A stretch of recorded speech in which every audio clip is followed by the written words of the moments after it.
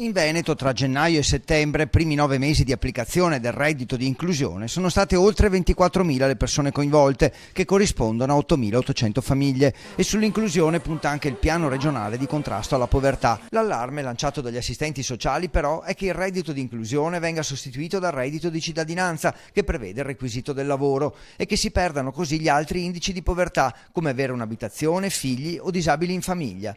Di certo in Veneto la percentuale di povertà è cresciuta dal 3,2 del 2011 al 6,5% del 2017. La media nazionale è lontana, al 12%, ma occorre molta attenzione. Per evitare che arrivino fondi o sussidi e creino, e c'è un alto rischio quindi, una mentalità assistenzialistica. A Padova e provincia, ad esempio, sono arrivate oltre 1.500 domande, delle quali ne sono state accolte 548, ovvero il 36%.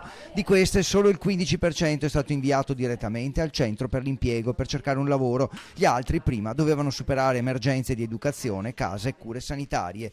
Di positivo c'è che il 70% di chi ha avuto accesso al reddito di inclusione era già seguito dai servizi sociali. Quasi 200 persone a rischio povertà assoluta, dunque, si sono fatte avanti dall'oscurità in cui si trovavano. Se puntiamo solo al rinforzo del percorso e dell'inserimento lavorativo è limitante, perché sì, c'è bisogno di rinforzare i centri per l'impiego, ma c'è bisogno però molto di più di rinforzare i servizi sociali che possono affrontare le molteplici fragilità che le persone e le famiglie hanno. Dei padovani inseriti nel progetto, metà figli minorenni, e gli stranieri sono la minoranza. Un esempio, un padovano, padre di famiglia di 49 anni, grazie al reddito di inclusione e al progetto personalizzato, ha vinto un concorso e ora sta diventando operatore sociosanitario.